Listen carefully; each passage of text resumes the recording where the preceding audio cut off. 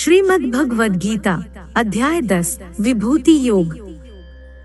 श्री भगवान ने कहा, हे महाबाहु अर्जुन, तू मेरे परम प्रभावशाली वचनों को फिर से सुन, क्योंकि मैं तुझे अत्यंत प्रिय मानता हूँ, इसलिए तेरे हित के लिए कहता हूँ। मेरे शौर्य के प्रभाव को न तो कोई देवतागण जानते हैं और न ही कोई महान ऋषिगण ही जानते हैं, क्योंकि मैं ही सभी प्रकार से देवताओं और महर्षियों को उत्पन्न करने वाला हूँ। जो मनुष्य मुझे जन्म मृत्यु रहित, आद्यंत रहित और सभी लोगों का महान ईश्वरीय रूप को जान जाता है, वह मृत्यु को प्राप्त होने वाला मनुष्य मोह से मुक्त होकर सभी पापों से मुक्त हो जाता है। संशय को मिटाने वाली बुद्धि, मोह से मुक्ति दिलाने वाला ज्ञान, क्षमा का भाव, सत्य का आचरण, इंद्रियों का नियंत्रण, मन की स्थिरता, सुख दुख की अनुभूति, जन्म मृत्यु का कारण, भय की चिंता, अहिंसा का भाव, समानता का भाव, संतुष्ट होने का स्वभाव, तपस्या की शक्ति, दानशीलता का भाव और यशपेश की प्राप्ति में जो भी कारण होते हैं, यह सभी मनुष्यों के अनेकों प्रकार के भाव मुझसे ही उत्पन्न होते हैं। सातों महान ऋषि और उनसे भी पहले उत्पन्न होने वाले चारों सनकादि कुमारों तथा स्वयंभू मनु आदि, यह सभी मेरे मन की इच्छा शक्ति से उत्पन्न हुए हैं। संसार के सभी लोगों के समस्त जीव इन्हीं की ही संतानें हैं। जो मनुष्य मेरी इस विशेष शौर्यपूर्ण योग शक्ति को तत्व सहित जानता है, वह स्थिर मन से मेरी भक्ति में स्थित हो जाता है, इसमें किसी भी प्रकार का संदेह नहीं है। मैं ही संपूर्ण जगत की उत्पत्ति का कारण हूँ और मुझसे ही संपूर्ण जगत की क्रियाशीलता है। इस प्रकार मानकर विद्वान मनुष्य अत्यंत भक्ति भाव से मेरा ही निरंतर स्मरण करते हैं। जिन मनुष्यों के चित्त मुझ में स्थिर रहते हैं और जिन्होंने अपना जीवन मुझको ही समर्पित कर दिया है, वह भक्तजन आपस में एक दूसरे को मेरा अनुभव कराते हैं। वह भक्त मेरा ही गुणगान करते हुए निरंतर संतुष्ट रहकर मुझ में ही आनंद की प्राप्ति करते हैं। जो सदैव अपने मन को मुझ में स्थित रखते हैं और प्रेम पूर्वक निरंतर मेरा स्मरण करते हैं, उन भक्तों को मैं वह बुद्धि प्रदान करता हूँ जिससे वह मुझको ही प्राप्त होते हैं।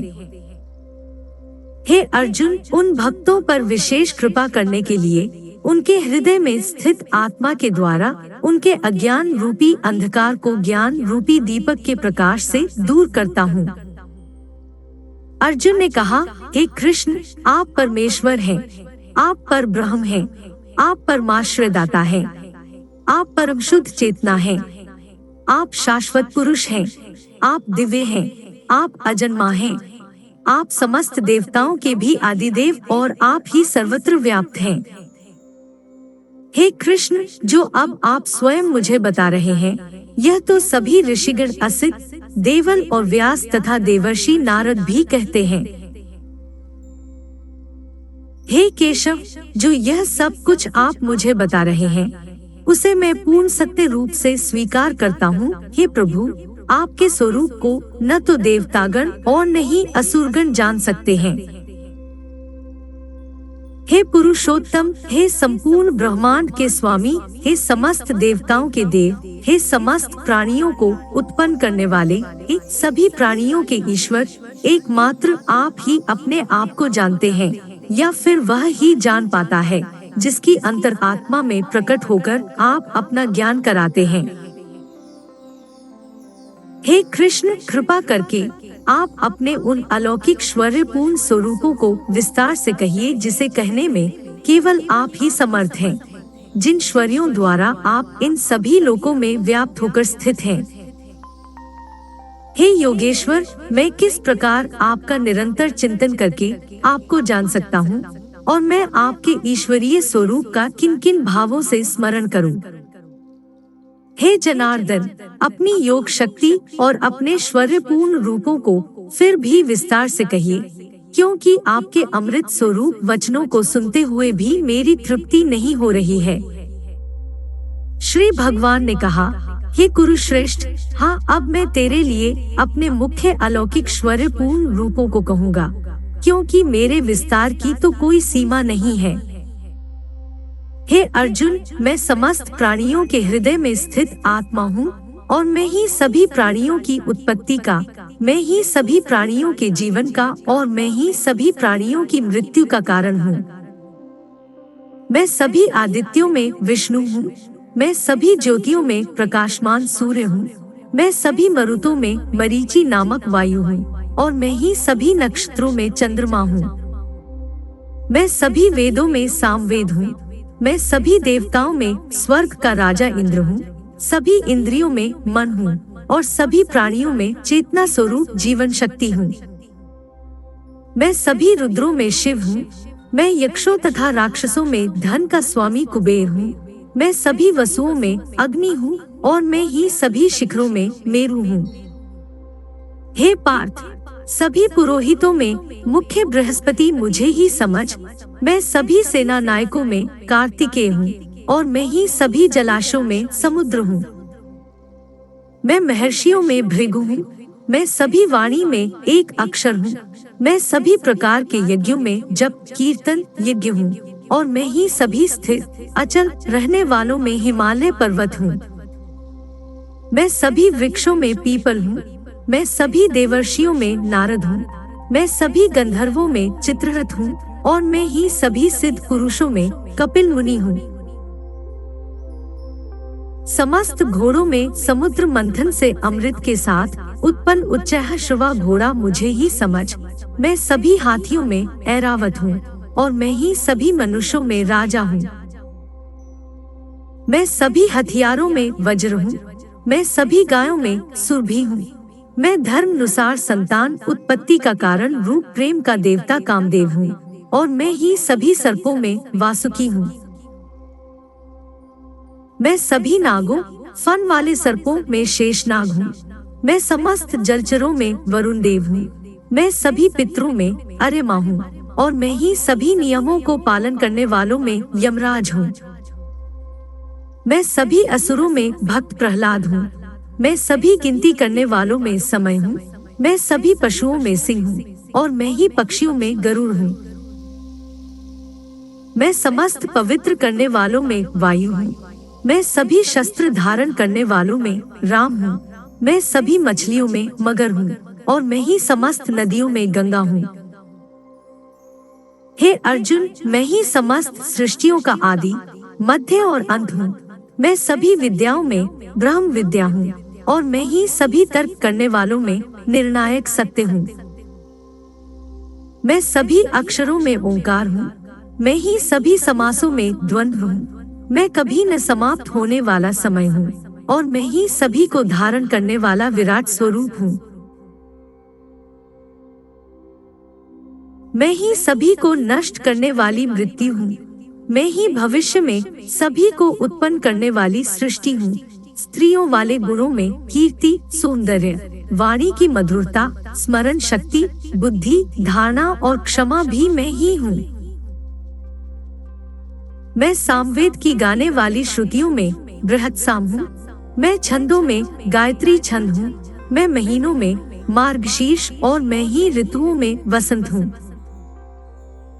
मैं छलने वालों का जुआ हूँ, मैं तेजस्वियों का तेज हूँ, मैं जीतने वालों की विजय हूँ, मैं व्यवसायियों का निश्चय हूँ, और मैं ही सत्य बोलने वालों का सत्य हूँ।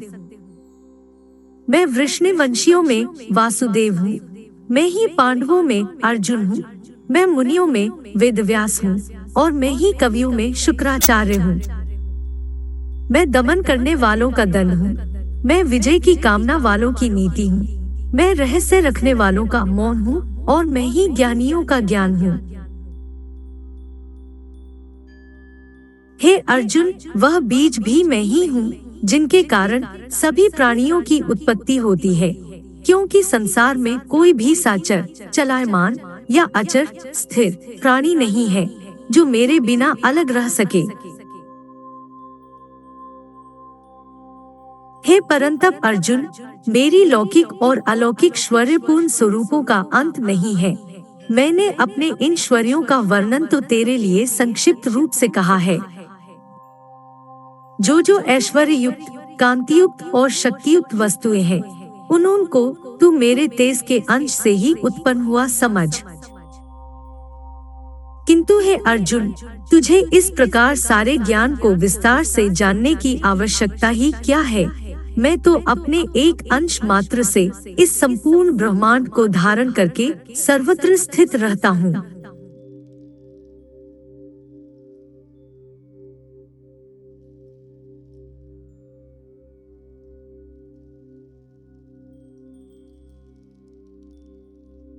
श्रीमद् भगवद गीता के 10वें अध्याय का महात्म्य। भगवान शिव कहते हैं, सुंदरी, अब तुम 10वें अध्याय के महात्म्य की परम पावन कथा सुनो, जो स्वर्ग रूपी दुर्ग में जाने के लिए सुंदर सोपान और प्रभाव की चरम सीमा है।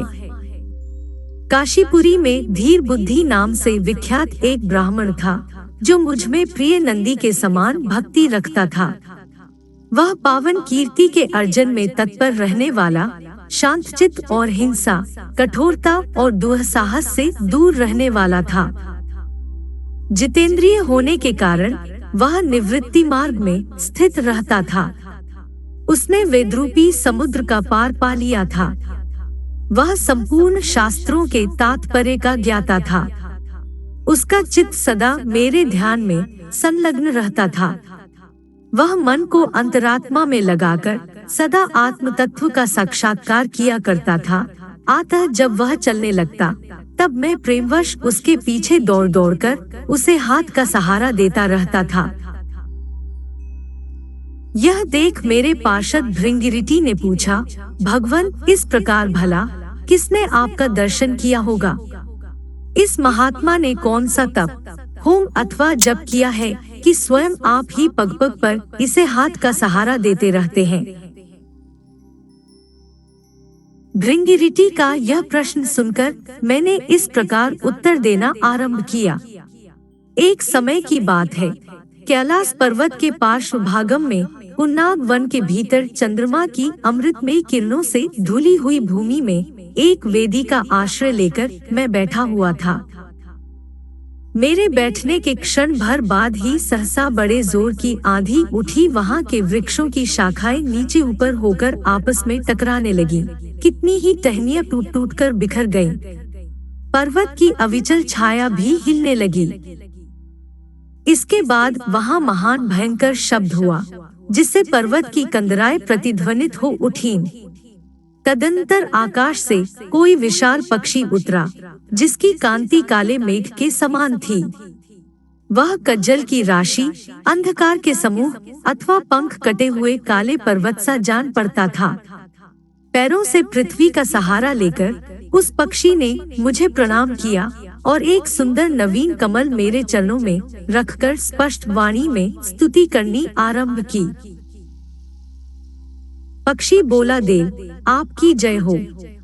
आप चिदानंदमय सुधा के सागर तथा जगत के पालक हैं। सदा सद्भावना से युक्त और अनासक्ति की लहरों से उल्लसित हैं। आपके वैभव का कहीं अंत नहीं है। आपकी जय हो। अद्वैत वासना से परिपूर्ण बुद्धि के द्वारा आप त्रिविध मलों से रहित हैं।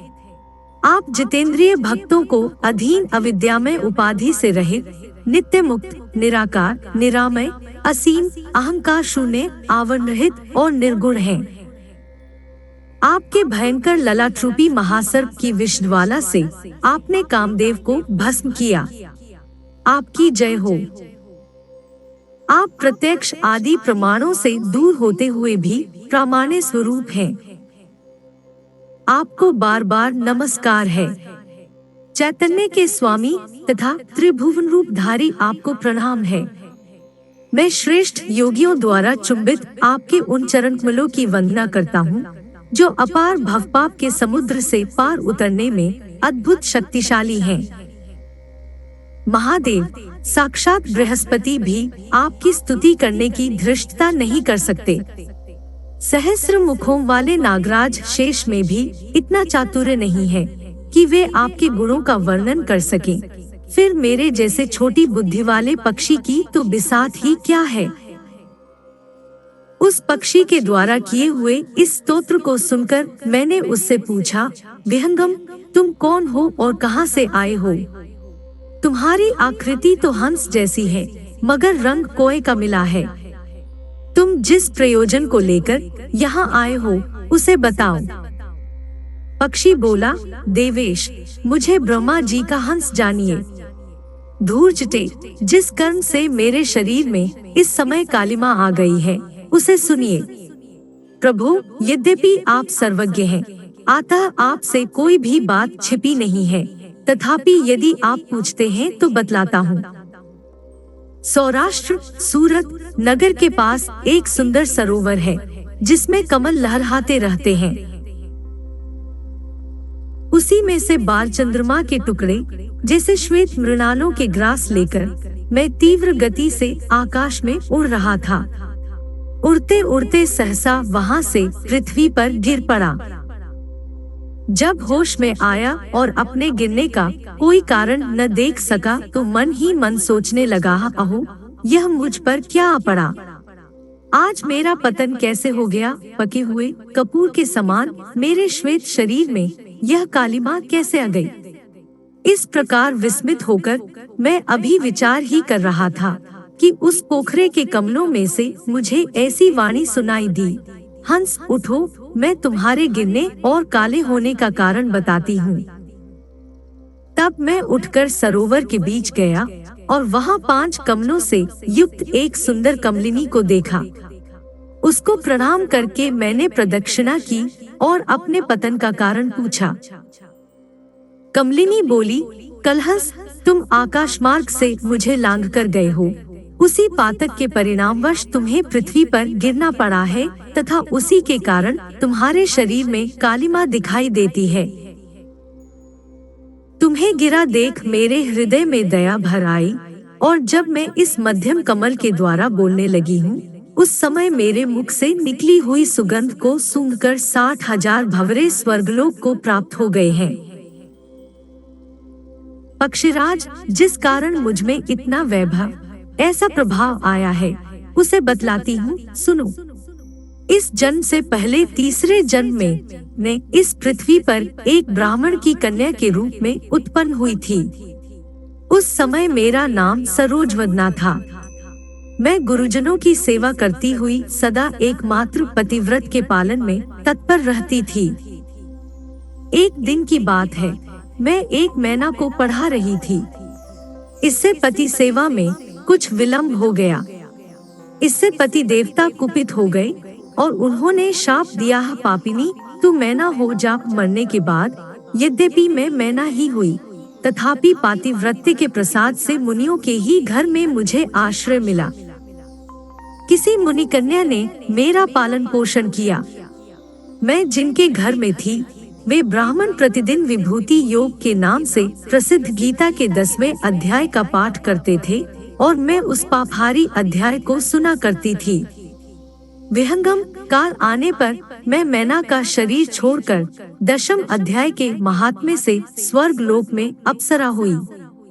मेरा नाम पद्मावती हुआ और मैं पद्मा की प्यारी सखी हो गई। एक दिन मैं विमान से आकाश में विचर रही थी। उस समय सुंदर कमलों से सुशोभित इस रमणीय सरोवर पर मेरी दृष्टि पड़ी और इसमें उतरकर ज्यों ही मैंने जल क्रीड़ा आरंभ की त्यों ही दुर्वासा मुनि आ धमके। उन्होंने वस्त्रहीन अवस्था में मुझे देख लिया। उनके भय से मैंने स्वयं ही कमलिनी का रूप धारण कर लिया। मेरे दोनों पैर 2 कमल हुए, दोनों हाथ भी 2 कमल हो गए और शेष अंगों के साथ मेरा मुख भी कमल का हो गया। इस प्रकार मैं 5 कमलों से युक्त हुई। मुनिवर दुर्वासा ने मुझे देखा, उनके नेत्र क्रोधाग्नि से जल रहे थे। वे बोले, पापिनी, तू इसी रूप में 100 वर्षों तक पड़ी रहा। यह शाप देकर वे क्षण भर में अंतर्धान हो गए। कमलिनी होने पर भी विभूति योगाध्याय के महात्म्य से मेरी वाणी लुप्त नहीं हुई है। मुझे लांघने मात्र के अपराध से तुम पृथ्वी पर गिरे हो। पक्षीराज, यहाँ खड़े हुए तुम्हारे सामने ही आज मेरे शाप की निवृत्ति हो रही है, क्योंकि आज 100 वर्ष पूरे हो गए। मेरे द्वारा गाए जाते हुए उस उत्तम अध्याय को तुम भी सुन लो। उसके श्रवण मात्र से तुम भी आज मुक्त हो जाओगे। यह कहकर पद्मिनी ने स्पष्ट तथा सुंदर वाणी में 10वें अध्याय का पाठ किया और वह मुक्त हो गई। उसे सुनने के बाद उसी के दिए हुए इस कमल को लाकर मैंने आपको अर्पण किया है। इतनी कथा सुनाकर उस पक्षी ने अपना शरीर त्याग दिया। यह एक अद्भुत सी घटना हुई। वही पक्षी अब 10वें अध्याय के प्रभाव से ब्राह्मण कुल में उत्पन्न हुआ है। जन्म से ही अभ्यास होने के कारण शैशवावस्था से ही इसके मुख से सदा गीता के 10वें अध्याय का उच्चारण हुआ करता है। 10वें अध्याय के अर्थ चिंतन का यह परिणाम हुआ है कि यह सब भूतों में स्थित शंखचक्रधारी भगवान विष्णु का सदा ही दर्शन करता रहता है। इसकी स्नेहपूर्ण दृष्टि जब कभी किसी देहधारी के शरीर पर पड़ जाती है, तब वह चाहे शराबी और ब्रह्महत्यारा ही क्यों न हो, मुक्त हो जाता है तथा पूर्व जन्म में अभ्यास किए हुए 10वें अध्याय के महात्म्य से इसको दुर्लभ तत्वज्ञान प्राप्त हुआ तथा इसने जीवन मुक्ति भी पाली है। अतः जब यह रास्ता चलने लगता है तो मैं इसे हाथ का सहारा दिए रहता हूँ। भृंगिरिटी, यह सब 10वें अध्याय की ही महामहिमा है। पार्वती, इस प्रकार मैंने भृंगिरिटी के सामने जो पापनाशक कथा कही थी वही तुमसे भी कही है। नर हो या नारी अथवा कोई भी क्यों न हो, इस 10वें अध्याय के श्रवण मात्र से उसे सब आश्रमों के पालन का फल प्राप्त होता है।